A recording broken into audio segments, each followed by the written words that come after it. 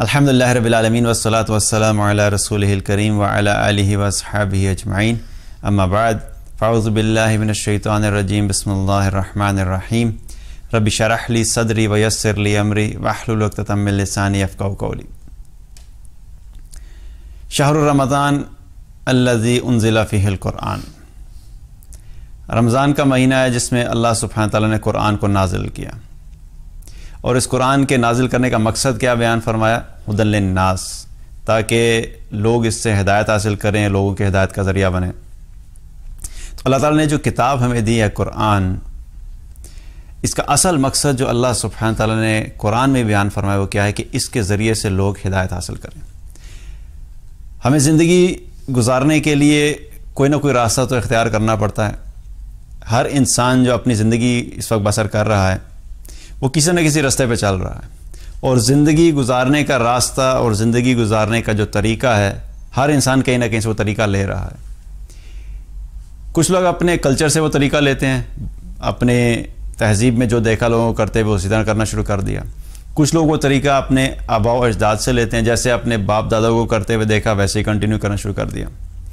کچھ لوگ اپنی سوچ سے نئے نئے طریقے ایجاد کرتے ہیں کہ نہیں، پہلے 100 سال پہلے لوگ اس طرح زندگی گزارا کرتے تھے، اب جو ہے زندگی اس طرح گزارا کریں گے، اور وقت کے ساتھ ساتھ کچھ لوگ اس کو تبدیل کرتے رہتے ہیں۔ لیکن کون سا طریقہ صحیح ہے، کون سا طریقہ کامیابی کی طرف جاتا ہے، کون سا طریقہ ناکامی کی طرف جاتا ہے، اس کے بارے میں علم ہمیں نہ دنیا کی کسی کتاب میں ملتا ہے، اور نہ ہی ہمیں دنیا میں کوئی ریسرچ یہ بتاتی ہے کہ اصل کامیابی دنیا اور آخرت کی جو کامیابی ہے، وہ جو کامیابی حاصل کرنی ہے تو اس کے لیے کیا طریقہ کار ہے، اور وہ زندگی جو ہماری دنیا میں بھی سکون کی زندگی ہو اور مرنے کے بعد بھی جو ہماری زندگی آ رہی ہے اس میں بھی ہم سکون والی، راحت والی زندگی گزاریں، وہ زندگی کیسی ہونی چاہیے، وہ طریقہ ہمیں قرآن بتاتا ہے۔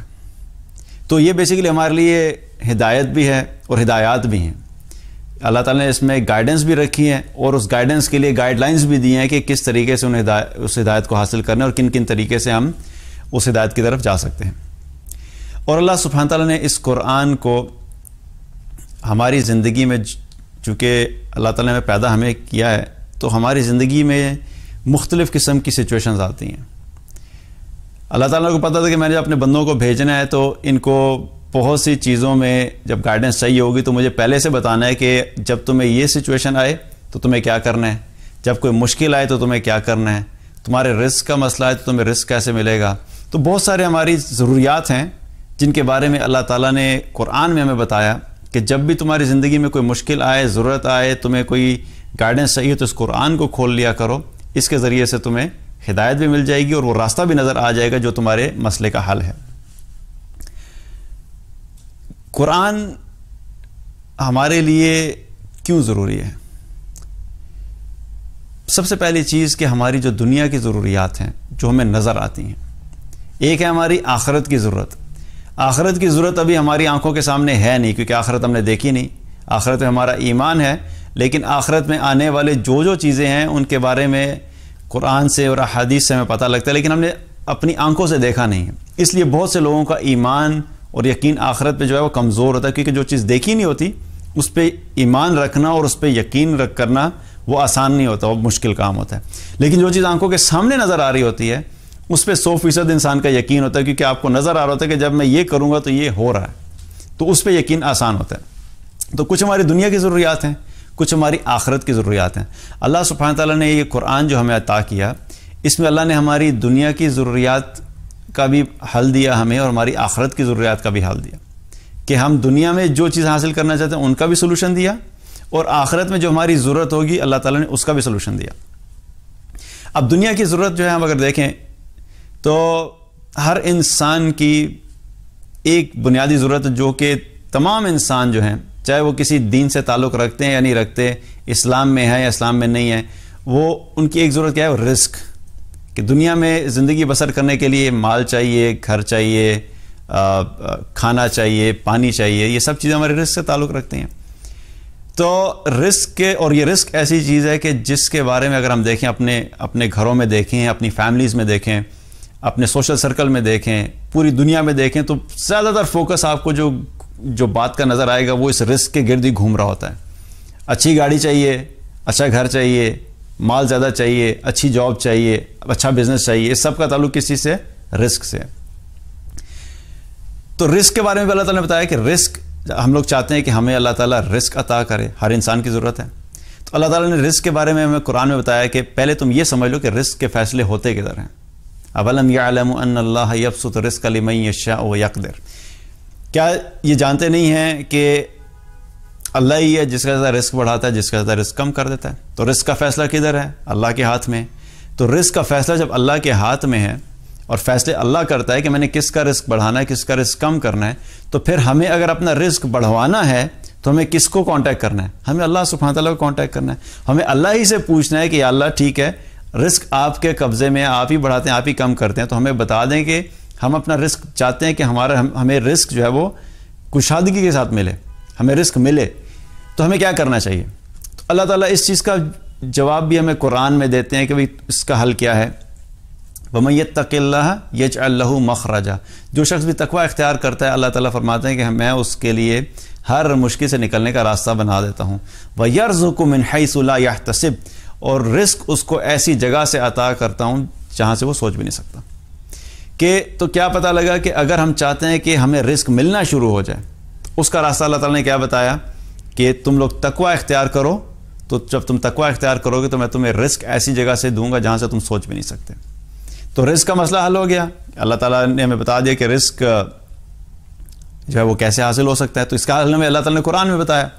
اب ہم اس حل کی طرف اگر جائیں نا تو ہمارا اپنا مسئلہ ہے. اللہ نے بتایا تم تقوی اختیار کرو, اللہ کی فرما برداری والی زندگی گزارو, نافرمانی چھوڑ دو, گناہوں کو چھوڑ دو, نیک اعمال کرنا شروع کر دو, اللہ اور اللہ کے رسول صلی اللہ علیہ وسلم کی اطاعت والی زندگی پہ آ جاؤ. تو اللہ کا وعدہ ہے کہ اللہ تعالیٰ کہتا ہے کہ میں تمہیں ایسی جگہ سے رزق دوں گا جہاں سے تم سوچ بھی نہیں سکتے. تو باقی بھاگ دوڑ کرو لیکن اس کے ساتھ ساتھ تقوی کے اوپر بھی فوکس کرو. اب معیشت کا ہمارا مسئلہ ہوتا ہے دوسرا, معیشت کا بھی مسئلہ ہے. معیشت ہماری اجتماعی معیشت لے لیں یا ہماری انفرادی معیشت لے لیں, ہماری زندگی کے باہر والی جو معیشت ہے اور ہمارے دل کے اندر کی جو زندگی ہے وہ بھی ایک معیشت کا حصہ ہے. تو اس کا بھی مسئلہ ہوتا ہے. اس کے بارے میں اللہ تعالیٰ نے قرآن میں بتایا کہ پہلے تم یہ سمجھ لو کہ معیشت تنگ کیوں ہوتی ہے. وَمَنْ أَعْرَضَ عَنْ ذِكْرِ فَإِنَّ لَهُ مَعِيشَةً ضَنْكًا, اللہ تعالیٰ نے فرمایا کہ جو شخص بھی میرے ذکر سے اعراض کرتا ہے ہم اس کی معیشت کو تنگ کر دیتے ہیں. ذکر سے اعراض کا کیا مطلب ہے کہ کیا تسبیحات پڑھنا چھوڑ دیں کہ صبح شام سبحان اللہ کی تسبیح نہیں پڑھتا. تسبیحات جو ہیں وہ ذکر کی ایک فارم ہے, لیکن ذکر جو حقیقت میں کیا ہے اس کا بڑا وسیع مفہوم ہے. اللہ تعالیٰ نے قرآن کو قرآن میں ذکر کہا, اِنَّا نَحْنُ نَزَّلْنَا ذِکْرَ وَإِنَّا لَهُ لَحَافِظُونَ, ہم ہی ہیں جس نے اس ذکر یعنی قرآن کو نازل کیا ہے اور ہم اس کی حفاظت کرنے والے ہیں. تو ایک چیز کیا ہے اللہ تعالیٰ فرما رہے کہ یہ قرآن کو ہی اللہ نے ذکر کہا. تو اس سے کیا پتہ لگا, اور دوسری فارم کیا ہے ذکر کی کہ اللہ کو یاد رکھنا, اور تیسری فارم کیا ہے اللہ کو یاد کرنا. قرآن, اللہ کو یاد رکھنا, اللہ کو یاد کرنا اور قرآن کے احکامات کے مطابق زندگی بسر کرنا, یہ ساری چیزیں ذکر میں آ جاتی ہیں. تو اس کا مطلب کیا ہے کہ اللہ سبحانہ تعالیٰ میں بتا رہے ہیں کہ وَمَنْ أَعْرَضَ عَنْ ذِكْرِ فَإِنَّ لَهُ مَعِيشَةً ضَنْكًا, جو کوئی بھی میرے ذکر سے ان تمام چیزوں سے اعراض کرے گا, ان تمام چیزوں کو چھوڑ دے گا, ہم اس کی معیشت کو تنگ کر دیں گے. اس کی انفرادی معیشت بھی تنگ ہو جائے گی, اجتماعی معیشت بھی تنگ ہو جائے گی. چند لوگ کریں گے تو چند لوگوں کی معیشت تنگ ہوگی, پورا ملک کرے گا تو پورے ملک کی معیشت تنگ ہو جائے گی. تو اب یہ جب معیشت تنگ ہوگی اس کو کھولنا ہے. ہم چاہتے ہیں اب ہماری معیشت کے اندر بہتری آئے, ہمارے مال میں کشادگی آئے, ہمارے رزق میں کشادگی آئے. اللہ نے جو برکتوں کے دروازے بند کر دیے ہیں تو ظاہر ہے اللہ تعالیٰ وہ دروازے کھول دے, ہم سب چاہتے ہیں. تو اس کا حل بھی پھر اللہ سبحانہ تعالیٰ نے خود ہی قرآن میں بتا دیا. اب یہ دیکھیے اس چیز کو کہتے ہیں کہ ہم کہتے ہیں نا کہ معیشت تنگ ہو گئی, تو پہلی چیز ہمیں یہ پتہ لگنی چاہیے کہ معیشت تنگ کیوں ہو گئی. کیونکہ کسی چیز کا سلوشن اس وقت تک آپ نہیں نکال سکتے جب تک آپ اس کی ریزن نہیں نکالیں. کاز اینڈ انالیسس کی بات ہوتی ہے, اسی طرح سے روٹ کاز انالیسس, ہماری نیٹ ورکنگ کی ٹرمینالوجی میں ایک چیز ہوتی ہے root cause analysis. Network میں کوئی بڑا مسئلہ آ جائے تو سب سے پہلی چیز جس پہ فوکس کیا تو وہ کہتے ہیں بھئی یہ دیکھو کہ مسئلہ آیا کس وجہ سے ہے. جب یہ پتہ لگ جائے گا تو پھر مسئلے کا حل نکالنا آسان ہو جائے گا. ڈاکٹر کے پاس جاتے ہیں تو ڈاکٹر بیماری میں جو ہوتی ہے اس کے لیے دوائی جو ریکمینڈ کرنی ہوتی ہے, پرسکرپشن لکھنے میں ڈاکٹر کو شاید 2 یا 3 منٹ لگتے ہیں, لیکن وہ لکھنے سے پہلے ڈائگنوسس ہونا بہت ضروری ہے. اس ڈائگنوسس میں کئی دفعہ کئی دن لگ جاتے ہیں. یہ رپورٹ کرائیں, فلاں ٹیسٹ کرائیں, ایک ٹیسٹ, دو ٹیسٹ, ملٹیپل ٹیسٹ کرواتے ہیں, پھر جا کے آخر میں وہ کہتے ہیں اچھا بھئی یہ پتہ لگے کہ بیماری یہ ہے, اس بیماری کے لیے آپ یہ دوائی لے لیں. وہ 4 منٹ بھی نہیں لگتے اور وہ پرسکرپشن لکھ کے دے دیتے ہیں. تو پتہ ہونا ضروری ہے کہ مسئلہ ہوا کیوں ہے, پھر اس کا سولوشن پتہ لگتا ہے. تو اللہ تعالیٰ نے معیشت کے تنگ ہونے کی ریزن ہمیں پہلے بتائی. کیا بتائی؟ وَمَنْ أَعْرَضَ عَنْ ذِكْرِي فَإِنَّ لَهُ مَعِيشَةً ضَنْكَ, کہ جو کوئی بھی میرے ذکر سے اعراض کرے گا, مجھے بھول جائے گا, میری باتوں کو بھول جائے گا, میرے قرآن کو بھول جائے گا, میری ان چیزوں کو چھوڑ دے گا, تو ہم اس کی معیشت کو تنگ کر دیں گے. اب جب اس سے نکلنے کا راستہ ہے تو پھر وہ راستہ جب اللہ نے ریزن اللہ نے بتایا تو راستہ بھی اللہ ہی بتائے گا نا, کہ اچھا نکلنا چاہتے ہیں, ہم چاہتے ہیں ہمارے برکت آ جائے اور دوبارہ سے یہ اللہ تعالیٰ اپنی برکتوں کے دروازے کھول دے, تو اس کا راستہ کیا ہے؟ اس کا راستہ بھی اللہ نے ہمیں قرآن میں بتایا. وَلَوْ أَنَّ أَهْلَ الْقُرَىٰ آمَنُوا وَاتَّقُوا لَفَتَحْنَا عَلَيْهِمْ بَرَكَاتٍ مِّنَ السَّمَاءِ وَالْأَرْضِ. اگر یہ بستی والے ایمان لاتے اور تقوی اختیار کرتے تو ہم ان کے لیے زمین اور آسمان سے برکتوں کے دروازوں کو کھول دیتے. تو اللہ نے 2 چیزوں کا ذکر کیا. 2 چیزیں کیا ہیں؟ ایمان پہ فوکس کرو, تقوی پہ فوکس کرو. جو شخص بھی اپنے ایمان پہ محنت کرے گا, اپنے ایمان کو ویسا ایمان بنائے گا جیسا ایمان اللہ کو مطلوب ہے, اللہ ویسا یقین ہوگا جیسا یقین اللہ کو مطلوب ہے, اور اپنے تقوی کے اوپر فوکس کرے گا, ہر روز محنت کرے گا کہ میں تقوی میں آگے بڑھتا جاؤں, میں متقی بنوں. تو جو شخص بھی ان 2 چیزوں کو اختیار کرے گا, اللہ تعالیٰ قرآن میں کیا فرما رہے ہیں کہ میں اس کے لیے زمین اور آسمان سے برکتوں کے دروازوں کو کھول دوں گا. اور سبحان اللہ, یہ اس چیز کو اگر آپ امیجن کریے, چھوٹی بات نہیں ہے. ایک ہے کہ میں اس کو برکت دے دوں گا, یہ بھی ایک بات ہے کہ بھی میں مال میں برکت دے دی. اللہ تعالیٰ نے جو لفظ استعمال کیا کہ میں زمین اور آسمان, اللہ اتنی برکت عطا فرمائے گا کہ ہم سے سنبھالی نہیں جائے گی. جب زمین بھی اپنی برکتیں کھول دے, آسمان سے بھی برکتیں آنا شروع ہو جائیں, تو آپ سوچیں کہ کتنا کچھ ہمیں ملے گا. ہم کیا, ہماری آنے والی نسلیں بھی اگر اس چیز کو استعمال کریں تو اس کے لیے بھی کافی ہو جائے گا. تو 2 چیزیں اللہ نے قرآن میں ہمیں بتا دی کہ ایمان پہ فوکس کرو اور تقوی پہ فوکس کرو. تو یہ تو ہوگی ہماری رزق سے متعلق. اب پھر ایک چیز ہوتی ہے کہ ہمیں ظاہری طور پہ نظر آ رہا ہوتا ہے کہ باہر تو سب کچھ بہت بہتر ہے, لیکن اندر کی دنیا جو ہے وہ بالکل خراب ہے. اندر کی دنیا کیا ہے؟ ویران ہو چکی ہے. بہت سے ایسے لوگ ملیں گے جو آپ کو ظاہری طور پہ نظر آ رہا ہوگا کہ یار بڑی خوشحال زندگی بسر کر رہے ہیں, کیونکہ ہم خوشحالی کا جو اندازہ لگاتے ہیں وہ لوگوں کے حلیوں کو دیکھ کے لگا رہے ہوتے ہیں. کیونکہ اس کے پاس لیمبورگینی ہے, فراری ہے, تو یہ بڑی اچھی زندگی گزار رہا ہوگا. یہ چونکہ جارجیو ارمانی کے کپڑے پہنتا ہے تو اس کی زندگی بڑی اچھی ہوگی. ظاہر کے اوپر ہم اندازے لگا رہے ہوتے ہیں, لیکن اسی بندے سے جا کے اگر پوچھیں, عین ممکن ہے کہ وہ اندر سے ایسا پریشان اور خوف والی کیفیت میں اور غم والی کیفیت میں اور اپنی زندگی سے تنگ ہوگا کہ اس کے لیے ان تمام چیزوں کی شاید کوئی ویلیو نہیں ہوگی. تو اگر اندر کی زندگی خراب ہوگی, اندر کی زندگی تباہ ہو گئی ہے, اس کو کیسے ٹھیک کرنا ہے؟ کیونکہ ظاہر ٹھیک, باہر ٹھیک ہے, اندر ویرانی ہے, تو تب بھی کوئی فائدہ نہیں ہے. تو اس کا حل بھی اللہ نے قرآن میں دیا. اس چیز کا کیا حل دیا کہ الا بذکر اللہ تطمئن القلوب, اللہ تعالیٰ نے دلوں کا اطمینان اپنی یاد میں رکھا ہے. کہ باہر کا سب کچھ مل گیا تمہیں, لیکن تم اندر والی زندگی کو بھی تو فوکس کرو, اندر بھی تو سکون ہونا چاہیے.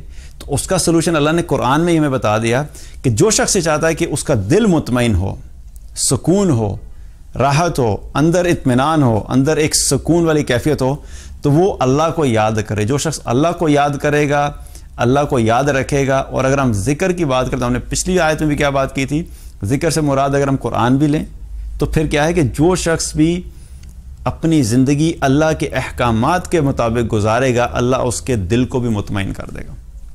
کئی دفعہ ایسا ہوتا ہے کہ ہم صرف سمجھتے ہیں کہ ذکر سے مراد تسبیحات ہیں, اور لوگ صبح شام تسبیحات بھی پڑھتے ہیں. اکثر مجھے میسیج بھی آتے ہیں, ایک دفعہ مجھے کسی نے میسیج کیا کہ میں 5 وقت کی نماز بھی پڑھتا ہوں, ذکر بھی کرتا ہوں, لیکن پھر بھی میرا دل بے چین ہے. تو اللہ تو قرآن میں کیا کہہ رہا ہے, الا بذکر اللہ تطمئن القلوب. اس کا مطلب یہ تو نہیں ہے کہ معاذ اللہ کی آیت میں کوئی کمزوری ہے یا آیت میں کوئی بات غلط ہے. اس کا مطلب کیا ہے کہ صرف ذکر مراد نہیں ہے. اس سے مراد یہ ہے کہ اپنی پوری زندگی کو اللہ کے احکامات کے مطابق گزارو. جب ہم وہ زندگی اللہ کے احکامات کے مطابق گزاریں گے تو پھر اللہ ہمارے دلوں میں سکون عطا فرمائے گا. کوئی شخص ذکر کرتا ہو لیکن جھوٹ بولتا ہو, تو جھوٹ کیا ہے؟ اللہ کی نافرمانی ہے. لیکن وہ جھوٹ اس کو اپنے دل کے اندر ہی اندر کیا ہے, اس کو بے چین کرتا رہے گا. دل کے اندر سے اسے بے چین کرتا رہے گا. کسی شخص نے کسی کو دھوکہ دیا ہوا ہے, وہ نماز بھی پڑھ رہا ہے, روزہ بھی رکھ رہا ہے, زکوٰۃ بھی ادا کرتا ہے اگر اس پہ فرض ہے, ذکر بھی کرتا ہے صبح شام کا, لیکن لوگوں کو دھوکہ دیتا ہے, تو کیا اس کے دل کو سکون آ سکتا ہے؟ اس کے دل کو سکون نہیں آئے گا، کیونکہ اس نے اللہ کی نافرمانی کی ہے۔ تو اس لیے کیا ہے کہ قرآن ہمیں کیا بتاتا ہے کہ اللہ کے احکامات کے مطابق اپنی زندگی بسر کرو، اللہ تمہارے دلوں کو بھی سکون اور اطمینان عطا فرمائے گا۔ اسی طرح ہمارے زندگیوں میں کیا ہوتا ہے کہ خوف اور غم کی کیفیت ہوتی ہے۔ کتنی ایسی سچویشن ہوتی ہے کہ انسان ایک دم سے خوف زدہ ہو جاتا ہے، اور کتنے ہی لوگ ہوتے ہیں جو غم کی کیفیت میں ہوتے ہیں، اور کئی دفعہ ہوتا ہے کہ دونوں چیزیں اکٹھی ہوتی ہیں، خوف بھی ہے اور غم بھی ہے۔ تو اللہ تعالیٰ نے خوف اور غم سے نکلنے کا سولوشن بھی ہمیں قرآن میں دیا۔ فَمَن تَبِعَ هُدَايَ فَلَا خَوْفٌ عَلَيْهِمْ وَلَا هُمْ يَحْزَنُونَ، جو شخص بھی میری ہدایت کی پیروی کرے گا، میرے احکامات کی پیروی کرے گا، نہ ہی اس پہ کسی قسم کو خوف ہوگا اور نہ ہی وہ غمگین ہوگے۔ اور یہ صرف دنیا سے متعلق نہیں ہے، اللہ تعالیٰ ایسے لوگوں کا دنیا میں بھی خوف اور غم کو دور کر دیتا ہے، اور آخرت کے بھی خوف اور غم کو دور کرے گا۔ جو بھی اللہ کی ہدایات کے اوپر چلے گا، اللہ کی کتاب کے مطابق زندگی بسر کرے گا، اللہ تعالیٰ دنیا اور آخرت دونوں کے خوف اور غم اس کے دور کر دے گا۔ اور یہ بہت بڑی بات ہے، کیونکہ آپ اس شخص سے پوچھیں جس کے دل میں خوف کی کیفیت ہوتی ہے، اس کا اندازہ وہی لگا سکتا ہے جس کے پاس جس کو ہوتی ہے، کیونکہ یہ بھی ایک بیماری کی طرح ہے کہ مستقل انسان کو اندر ہی اندر وہ خوف اور غم جو ہے وہ کھائے چلے جاتے ہیں، اور انسان کو اندر ہی اندر وہ تباہ کر دیتا ہے۔ تو اس کا حل بھی اللہ نے ہمیں قرآن میں ہی بتا دیا کہ میری ہدایت کی پیروی کرو تو میں تمہارے خوف اور غم کو دور کر دوں گا، دنیا میں بھی اور آخرت میں بھی۔ پھر ہم آخرت کے اعتبار سے بھی یہ چاہتے ہیں کہ ہم گمراہی سے بچ جائیں، اور دنیا میں ہم گمراہی سے بچیں، آخرت میں ہم ہلاکت سے بچیں، کیونکہ جو شخص دنیا میں گمراہ ہو گیا اس کی تو دنیا بھی گئی اور اس کی آخرت بھی گئی۔ تو ہم چاہتے ہیں کہ ہمیں اللہ تعالیٰ سیدھا راستہ دکھائے، گمراہی سے بچائے، تو اس کا بھی اللہ نے قرآن میں ہی سلوشن دے دیا۔ وَاعْتَصِمُوا بِحَبْلِ اللَّهِ جَمِيعًا وَلَا تَفَرَّقُوا، اللہ تعالیٰ نے فرمایا کہ تم اللہ کی رسی کو مضبوطی سے تھامے رکھو، یعنی قرآن کو، اور آپس میں تفرقہ مت کرو، آپس میں گروہ بندی مت کرو۔ اور اس کا مطلب کیا ہے کہ جو شخص بھی اللہ کی کتاب کو مضبوطی سے تھامے رکھے گا، اللہ کی کتاب کے مطابق عمل کرے گا، اللہ سبحانہ تعالیٰ اس شخص کو گمراہی سے بھی بچائیں گے اور آخرت کی ہلاکت سے بھی بچائیں گے۔ نبی صلی اللہ علیہ وسلم نے فرمایا ایک حدیث میں کہ اس قرآن کا یہ قرآن اللہ کی رسی ہے، اور اس رسی کا ایک سرا اللہ کے ہاتھ میں اور دوسرا سرا ایمان والوں کے ہاتھ میں ہے، اور جو شخص بھی اس رسی کو مضبوطی سے تھامے رکھے گا نہ ہی وہ دنیا میں گمراہ ہوگا اور نہ ہی وہ آخرت میں ہلاک ہوگا۔ تو دنیا کی گمراہی اور آخرت کی ہلاکت سے اگر بچنا ہے تو اس کا حل بھی کیا ہے کہ ہم نے قرآن کو اپنی زندگی میں لے کے آنا ہے، اور اس کا حل بھی ہمیں قرآن خود ہی بتا رہا ہے کہ قرآن کے ذریعے سے اللہ سبحانہ تعالیٰ تمہارا یہ مسئلہ بھی حل کر دے گا۔ پھر ہماری ایک ضرورت اور کیا ہے کہ ہم سب چاہتے ہیں کہ کسی طاقتور سہارا، کوئی طاقتور سہارا ہماری زندگی میں ہو۔ انسان کی ایک فطرت ہے، انسان خود کمزور ہے، اور وہ ہمیشہ اپنے سے طاقتور سہارے ڈھونڈتا رہتا ہے تاکہ اس کے ذریعے سے وہ اپنی زندگی میں مضبوط جو ہے وہ محسوس کرے اپنے آپ کو۔ تو سب سے طاقتور سہارا کیا ہے؟ وہ اللہ کا سہارا ہے۔ اگر اللہ کا سہارا ہمیں مل جائے، اللہ کی دوستی ہمیں مل جائے، تو پھر ہمیں کسی دنیا کے کسی سہارے کی ضرورت نہیں ہے۔ تو وہ بھی ہمیں اللہ نے بتایا کہ تم اللہ کی دوستی اگر چاہتے ہو تو وہ کیسے حاصل ہوگی؟ واللہ ولی المتقین، اللہ تعالیٰ نے قرآن میں فرمایا کہ اللہ تعالیٰ متقین کا دوست ہے۔ تو اگر اللہ سے دوستی لگانی ہے تو کیا کرنا ہے؟ دین تقوی کے اوپر فوکس کرنا ہے۔ جب ہم تقوی والے ہوں گے، اللہ کے احکامات پہ چلنے والے ہوں گے، تو ہم اللہ کے دوست بن جائیں گے۔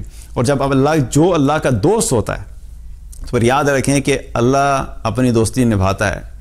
دنیا میں تو ہوتا ہے نا کہ انسان کوئی دوست بنے، ہو سکتا ہے کہ جب تک چیزیں اچھی چل رہی ہیں تو دوست ساتھ ساتھ چل رہے ہوتے ہیں، جب ذرا سی مشکل آتی ہے تو اصل دوستی کا پتہ اس وقت لگتا ہے کہ سارے دوست چھوڑ کے چلے جاتے ہیں۔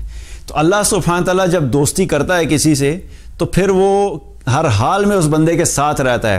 حالات اچھے ہیں تب بھی اللہ اس کے ساتھ ہے، جب حالات خراب ہیں تب بھی اللہ اس کے ساتھ ہے۔ اور حقیقت میں کیا ہے کہ حالات کے اچھے اور برے ہونے کا فیصلہ بھی اللہ ہی کی طرف سے آ رہا ہوتا ہے۔ تو جب اللہ ہی ہمارے ساتھ ہوگا تو ہمارے حالات کو دنیا میں بھی اچھا کر دے گا اور آخرت میں بھی اچھا کر دے گا۔ تو اللہ کو ساتھ لینا، تو اللہ نے قرآن میں ہمیں اس کا حل بتا دیا کہ تم تقوی اختیار کرو، اللہ تم سے دوستی کرے گا۔ اور جب اللہ سے ہماری دوستی ہوگی تو آپ سمجھیں کہ ہمارے دنیا کے مسائل بھی حل ہوگے اور آخرت کے مسائل بھی حل ہوگے۔ تو یہ حل بھی اللہ نے ہمیں قرآن میں بتا دیا کہ کس طریقے سے اللہ کی دوستی حاصل کی جا سکتی ہے۔ اسی طرح دوستی کے ساتھ ساتھ ہم چاہتے ہیں کہ اللہ کی محبت بھی ہو، ہم اللہ کی محبت بھی حاصل کرنا چاہتے ہیں۔ اب اللہ کی محبت حاصل کرنے کا راستہ بھی اللہ نے ہمیں قرآن میں بتایا۔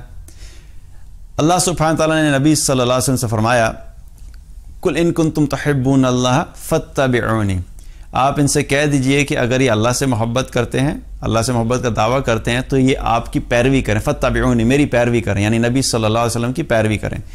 جب یہ آپ کی پیروی کریں گے تو کیا ہوگا؟ یحببکم اللہ ویغفر لکم ذنوبکم، آپ کی پیروی کے نتیجے میں اللہ ان سے محبت کرے گا اور ان کے گناہوں کو معاف کر دے گا۔ تو اللہ کی جب محبت چاہیے تو اس کا طریقہ کیا ہے؟ نبی صلی اللہ علیہ وسلم کی اتباع، آپ صلی اللہ علیہ وسلم کی زندگی کے مطابق اپنی زندگی کو بسر کرنا، یہ اللہ سبحانہ تعالیٰ کی محبت کا ذریعہ ہے۔ اور ایک حدیث قدسی ہے جس میں آتا ہے کہ نبی صلی اللہ علیہ وسلم نے فرمایا کہ اللہ تعالیٰ فرماتا ہے کہ اللہ تعالیٰ جب کسی شخص سے محبت کرتا ہے تو اللہ تعالیٰ جبریل علیہ السلام کو بلاتے ہیں، اور جبریل علیہ السلام کو بلا کے کہتے ہیں، نام لے کے کہتے ہیں کہ جبریل میں فلاں شخص سے محبت کرتا ہوں، تو بھی اس سے محبت کر۔ تو جبریل علیہ السلام بھی اس سے محبت کرنے لگ جاتے ہیں، اور پھر جبریل علیہ السلام آسمان کے فرشتوں کے پاس جاتے ہیں اور ان کو اکٹھا کر کے منادی کرتے ہیں، اعلان کرتے ہیں کہ اللہ سبحانہ وتعالیٰ فلاں شخص سے محبت کرتا ہے، تم بھی اس سے محبت کرو۔ تو آسمان کے فرشتے بھی اس شخص سے محبت کرنے لگتے ہیں، اور پھر اللہ سبحانہ تعالیٰ اس شخص کی محبت دنیا والوں کے دلوں میں بھی ڈال دیتا ہے۔ تو یہ سارا پروسیس جو چل رہا ہے کہاں سے شروع ہوا کہ ایک رسول اللہ صلی اللہ علیہ وسلم کی اتباع کی تو اللہ کی محبت بھی مل گئی، جبریل کی محبت بھی مل گئی، فرشتوں کی محبت بھی مل گئی، اور دنیا والوں کی محبت بھی مل گئی، تو ساری چیزیں ہماری کور ہو گئیں۔ آج ہم دنیا والوں کی محبت حاصل کرنے کے لیے پتہ نہیں کون کون سے راستے اختیار کرتے رہتے ہیں۔ کوئی مال کے ذریعے سے محبت حاصل کرنے کی کوشش کر رہا ہے، کوئی اپنی گاڑیوں سے امپریس کر کے محبت حاصل کرنے کی کوشش کر رہے ہیں، کچھ لوگ زبردستی محبت حاصل کرنے کی کوشش کر رہے ہوتے ہیں۔ تو اگر لوگوں کی بھی محبت چاہیے ہے، اس کا بھی راستہ یہ ہے کہ نبی صلی اللہ علیہ وسلم کی اتباع کریں، تو اللہ تعالیٰ ہمیں لوگوں کی بھی محبت عطا کر دے گا۔ تو یہ ہمارا مسئلہ بھی حل ہو گیا اللہ کی محبت کا۔ اسی طریقے سے ہم یہ چاہتے ہیں کہ اللہ ہمارے لیے کافی ہو جائے، کیونکہ ہماری زندگی میں حالات تبدیل ہوتے رہتے ہیں اور مختلف سچویشن میں ہمیں اللہ کی مدد چاہیے ہوتی ہے، اور ہمیں اگر یہ یقین ہو کہ اللہ ہمارے لیے کافی ہے تو پھر ہمارے دل کو بھی سکون آتا ہے اور ہمارے مسئلے بھی حل ہو جاتے ہیں۔ تو اس کا بھی حل اللہ نے قرآن میں بتا دیا، وَمَن يَتَّقِ اللَّهَ يَجْعَل لَّهُ مَخْرَجًا وَيَرْزُقْهُ مِنْ حَيْثُ لَا يَحْتَسِبُ وَمَن يَتَوَكَّلْ عَلَى اللَّهِ فَهُوَ حَسْبُهُ، جو بھی اللہ پہ توکل کرتا ہے اللہ اس کے لیے کافی ہو جاتا ہے۔ تو اگر ہم چاہتے ہیں کہ اللہ سبحانہ تعالیٰ ہمارے ہر معاملے میں ہمارے لیے کافی ہو جائے تو اللہ نے قرآن میں اس کا حل بتایا ہے کہ اللہ پہ توکل کرو، جس کا توکل اللہ پہ کامل ہوگا اللہ اس کے لیے ہر چیز میں کافی ہو جائے گا، ہر معاملے میں اللہ کافی ہو جائے گا، چاہے وہ مال کا مسئلہ ہو، چاہے وہ اولاد کا مسئلہ ہو، چاہے وہ خاندان والوں کا مسئلہ ہو، چاہے وہ بزنس کا مسئلہ ہو، چاہے کسی قسم کی بھی مشکل ہماری زندگی میں ہے، ہر مشکل کے اندر اللہ ہمارے لیے کافی ہو جائے گا۔ تو کیا کرنا ہے؟ اللہ نے ہمیں خود قرآن میں بتا دیا کہ توکل کرو اللہ پہ، اللہ تمہارے لیے کافی ہو جائے گا۔ اسی طرح ہم لوگ دنیا کی زندگی تو بسر کرتے ہیں، لیکن ہم چاہتے ہیں کہ دنیا کی زندگی میں ہم ثابت قدم رہیں، کیونکہ کئی دفعہ ایسی سچویشنز آتی ہیں کہ چاہے ایمان مضبوط بھی ہے لیکن کئی دفعہ بڑے سخت حالات آتے ہیں، اس میں کیا ہوتا ہے ہمیں ثابت قدمی چاہیے کہ اللہ تعالیٰ ہمیں قائم رکھے، ہمیں اپنے ہمارے ایمان پہ قائم رکھے، اور اس صورت میں بھی ہمیں اللہ کی مدد چاہیے۔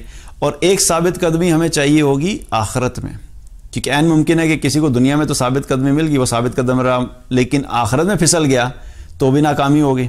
تو ہماری ضرورت ہے کہ دنیا اور آخرت میں ہم ثابت قدم رہیں، تو اس کا سلوشن بھی اللہ نے ہمیں قرآن میں دیا، یثبت اللہ الذین آمنوا بالقول الثابت فی الحیات الدنیا وفی الآخرہ۔ کلمہ طیبہ کے بارے میں اللہ تعالیٰ نے فرمایا کہ اس کلمے کی بدولت اللہ سبحانہ تعالیٰ ایمان والوں کو دنیا میں بھی ثابت قدم رکھتا ہے اور آخرت میں بھی ثابت قدم رکھے گا۔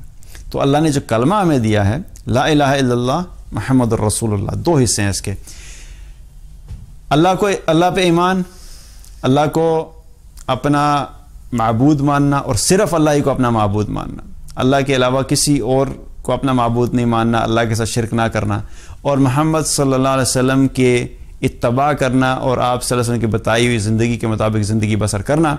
جو شخص یہ کام کرے گا اللہ تعالیٰ فرماتے ہیں قرآن میں کہ اس کو ہم دنیا میں بھی ثابت قدم رکھیں گے اور آخرت میں بھی ثابت قدم رکھیں گے۔ تو یہ سلوشن بھی اللہ نے ہمیں قرآن میں ہی دے دیا کہ ہماری دنیا اور آخرت کی ثابت قدم رہنا چاہتے ہیں تو اس کے لیے ہمیں کیا کرنا چاہیے۔ اور دنیا کی زندگی چونکہ بہت مختصر ہے، بہت تھوڑے عرصے کی ہے، عین ممکن ہے کہ ہماری ساری خواہشات دنیا میں پوری ہو جائیں، ہم نے زندگی میں جو کچھ سوچا تھا اس دنیا میں حاصل کرنے کے لیے، اللہ سبحانہ تعالیٰ وہ سب کچھ ہمیں دے دے، اور نہ صرف وہ سب کچھ دے دے بلکہ اس سے بڑھ کے اللہ ہمیں دے دے۔ کتنے لوگ ایسے ہیں کہ جن سے بات ہوتی ہے تو کہتے ہیں میں نے تو اپنی زندگی میں سوچا بھی نہیں تھا کہ مجھے یہ کچھ ملے گا، اللہ نے مجھے میری سوچ سے بڑھ کے زیادہ دیا ہے۔ لیکن مسئلہ کیا ہے کہ ایک دن آئے گا یہ ختم ہو جائے گا، ہم چھوڑ کے چلے جائیں گے۔ تو جب ہم اللہ کے سامنے جب ہم اس دنیا سے جائیں گے اور اللہ کے سامنے ہم نے جانا ہے اور پیش ہونا ہے، تو میری اور آپ کی ایک بہت اہم ضرورت ہے کہ ہم گناہوں سے پاک ہو کے جائیں، ہم گناہوں سے پاک ہو کے جائیں، کیونکہ اگر ہمارے گناہ نہ معاف ہوئے تو کیا ہے کہ وہ ہمارے لیے آخرت میں ہلاکت کا سبب بن سکتے ہیں۔ تو گناہ کیسے معاف ہوں گے؟ اب ہماری زندگی میں کہتے ہیں ہم گناہ کرتے چلے جاتے ہیں، اور شیطان کیا کرتا ہے کہ شیطان آ کے ہمیں اس چیز پہ پہلے تو گناہ کرنے پہ لگاتا ہے، گناہ کرنا شروع کرو۔ جب کرنا شروع کرتے ہیں اور پھر تھوڑا سا کہیں احساس پیدا ہوتا ہے کہ یار نہیں میں نافرمانی کر رہا ہوں، مجھے گناہ سے توبہ کرنی چاہیے، تو پھر وہ دوسرا اپنا ہتھیار استعمال کرتا ہے کہ نہیں اب تو تم نے اتنے کر لیے ہیں، اب بہتر ہے کہ جانا تو جہنم میں ہی ہے، تو کم از کم دنیا میں تو مزے پورے کر لو نا اپنے، اب کیا فائدہ توبہ کرنے کا، اب جا کے ایک دفعہ جہنم میں جانا ہے تو یہ کم از کم یہاں کے مزے پورے کرو اور وہاں جا کے اپنی سزا پوری کر لینا۔ تو ایسی سچویشن میں کیا ہے کہ انسان کے اندر مایوسی پیدا ہوتی ہے۔ شیطان کیا کرتا ہے کہ انسان کو رب سے مایوس کرتا ہے، اللہ کی رحمت سے مایوس کرتا ہے۔ تو ایسی سچویشن میں بھی اللہ تعالیٰ نے ہمیں قرآن میں سلوشن بتایا کہ میرے بندے مجھ سے جو ہے میری رحمت سے مایوس نہ ہو۔ اللہ سبحانہ تعالیٰ نے قرآن میں کیا فرمایا؟ قل یا عبادی الذین اسرفوا علی انفسہم لا تقنطوا من رحمت اللہ۔ اللہ تعالیٰ نے نبی صلی اللہ علیہ وسلم سے فرمایا کہ آپ قل یا عبادی الذین اسرفوا علی انفسہم، آپ ان سے کہہ دیجئے کہ میرے وہ بندے جنہوں نے اپنی جانوں پر ظلم کیا ہے، ظلم کیا، اور ظلم سے مراد ہے کہ بہت زیادہ ظلم کیا ہے۔ وہ ان کے بارے میں کیا فرمایا؟ یا عبادی الذین اسرفوا علی انفسہم لا تقنطوا من رحمت اللہ، آپ ان سے کہہ دیں کہ تم اللہ کی رحمت سے مایوس مت ہونا۔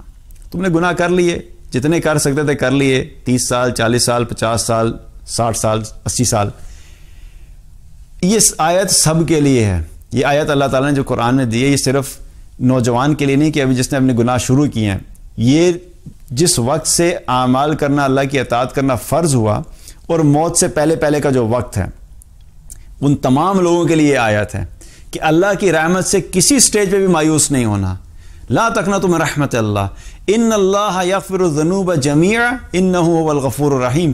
یاد رکھو کہ اللہ سبحانہ تعالیٰ تمہارے سارے گناہوں کو معاف کر دے گا، بے شک وہ بڑا معاف کرنے والا ہے، اور بڑا انہ هو الغفور الرحیم، بولا مغفرت کرنے والا اور رحم فرمانے والا ہے۔ لیکن کیا ہے کہ ایک کام کرنا پڑے گا تمہیں، یہ چاہتے ہو کہ اللہ یہ تمہیں معاف کرے تو ایک کام کر لو، وَأَنِيبُوا إِلَىٰ رَبِّكُمْ وَأَسْلِمُوا لَهُ، کہ اب تم اپنے رب کی طرف پلٹ آؤ۔ اگر تمہیں احساس ہو گیا ہے کہ تمہاری زندگی میں گناہ اتنے زیادہ ہیں اور تم اپنے رب کو ناراض نہیں کرنا چاہتے اور توبہ چاہتے ہو اور تم چاہتے ہو کہ گناہوں سے پاک ہو جاؤ، اور جب اللہ سے ملاقات ہو تو بالکل پاک صاف حالت میں پہنچو، تو کیا ہے کہ اپنی گناہوں والی زندگی کو تم فوراً چھوڑ دو اور اللہ کی اطاعت والی زندگی پہ آ جاؤ۔ جب تم یہ کرنے لگو گے تو اللہ تمہارے گناہ معاف کر دے گا۔ اور اس آیت میں ایک خوبصورت بات کیا ہے کہ اللہ تعالیٰ نے ہمیں بنایا تو اللہ تعالیٰ ہماری سوچ کو بھی سمجھتا ہے نا، کہ ہمارے ذہنوں میں سوال آ سکتا ہے کہ اچھا میرے بہت زیادہ گناہ ہو سکتا ہے یہ تھوڑے سے معاف ہوں تھوڑے سے معاف نہ ہوں، تو اللہ تعالیٰ ہمارے سوچنے کے ہر اینگل کو سمجھتا ہے۔ تو اللہ نے قرآن میں ہمارے ہر سوچ کے ہر اینگل کو کور کیا ہے۔ تو یہاں پہ اللہ تعالیٰ نے ان اللہ یغفر الذنوب جميعا، یہاں پہ صرف اللہ نے یہ نہیں کہا کہ ان اللہ یغفر الذنوب کہ اللہ تمہارے گناہوں کو معاف کر دے گا۔ تو یہ اگر صرف اتنا ہوتا ہے کہ اللہ تمہارے گناہوں کو معاف کر دے گا تو عین ممکن ہے ذہن میں آتا ہے کہ اچھا یہاں تو ذکر ہوا معاف کرنے کا لیکن سارے کا ذکر تو نہیں ہوا۔ تو اللہ نے جمیع کا لفظ لگا کے یہ کنفرمیشن دے دی کہ جیسے بھی گناہ ہوں گے اللہ تمہارے سارے گناہوں کو معاف کر دے گا، لیکن کیا ہے؟ توبہ کرو۔ جو بھی اللہ کی بارگاہ میں سچی توبہ کرے گا اللہ تعالیٰ قرآن میں کیا کہتے ہیں کہ میں اس کے سارے گناہوں کو معاف کر دوں گا۔ تو یہ بات صرف آپ کے سامنے یہ مقصد بتانے کا کیا تھا کہ میں نے آپ کے سامنے ساری قرآن کی آیات پڑھی ہیں، میں نے اپنی طرف سے کوئی بات نہیں بتائی، مطلب ان قرآن کی آیات کو ہی ایکسپلین کیا ہے، لیکن ساری قرآن کی آیات ہیں۔ یہ تھوڑی سی چیزیں میں نے سامنے رکھی ہیں کہ ہمارے دنیا اور آخرت کی جو ضرورتیں ہیں اللہ نے قرآن میں ساری کور کی ہیں، لیکن یہ چیزیں ہمیں اس وقت پتہ لگیں گے نا، ہم قرآن سے فائدہ تو اس وقت حاصل کریں گے جب ہم اس قرآن کو کھولیں گے۔ جب قرآن کو کھولیں گے ہی نہیں تو پھر ہمیں پتہ کیسے لگے کہ ہمارے مسائل کا حل کدھر ہے؟ تو مسائل کا حل کرنے کے لیے ہمیں پہلی چیز کیا ہے کہ قرآن کو کھولنا ہے. اس کی مثال ایسے ہی ہے کہ کسی شخص کو سر میں درد ہو اور وہ آ کے کہے بھی میرے سر میں بڑا شدید درد ہو رہا ہے. آپ اسے کہیں اچھا یہ پیناڈول ہے, یہ لے لو, اللہ شفا دے دے گا. اچھا وہ پیناڈول پڑی ہے, اب اس نے پیناڈول نہیں لی. پھر آدھے گھنٹے کے بعد دوبارہ آتا ہے, میرے سر میں بہت شدید درد ہو رہا ہے اور پہلے سے زیادہ ہو گیا ہے. آپ پھر کہتے ہیں پیناڈول پڑی ہے, یہ لے لو. اب 3 گھنٹے کے بعد دوبارہ آیا آپ کے پاس, نہیں میرے سر میں بڑا شدید درد ہے, میں کیا کروں؟ تو آپ کہیں گے یار دیکھو یہ سولوشن ہے, اگر لوگے تو تمہارے سر کا درد ٹھیک ہو جائے گا انشاءاللہ اللہ کے حکم سے, نہیں لوگے تو پھر روتے رہو. پھر تو آپ یہی کہیں گے نا اگر نہیں لینا تو پھر روتے رہو تم, کیونکہ تم خود ہی اپنے مسائل کو حل نہیں کرنا چاہ رہے. جب مسائل کا حل موجود ہے لیکن اس کے لیے تمہیں تھوڑی سی ایفرٹ کرنی پڑے گی, وہ کہ اس گولی کو منہ میں ڈال لو اور کھا لو, اتنی سی ایفرٹ کرنی پڑے گی. اگر تم اتنی بھی نہیں کر سکتے تو پھر ٹھیک ہے, تم نے اپنے لیے خود ہی یہ فیصلہ کیا ہے کہ جس طرح سے تم زندگی بسر کرنا ہے تم ایسے رہو. اسی طریقے سے اللہ سبحانہ تعالیٰ نے ہمارے تمام مسائل کا حل اس کتاب میں دیا ہے, اور یہ کتاب ہم سب کے گھروں میں پڑی ہوئی ہے. ہمارے تمام مسائل کا حل ہمارے گھروں میں موجود ہے, لیکن اس وقت یہ مسائل حل ہوں گے نا کہ جب ہم اس کتاب کو کھولیں گے. صرف اس کے پڑھے رہنے کی وجہ سے تو ہمارے مسائل حل نہیں ہو جائیں گے. اس کے پڑھے رہنے سے مسائل نہیں, اس کے پڑھنے سے ہمیں مسائل حل ہوں گے.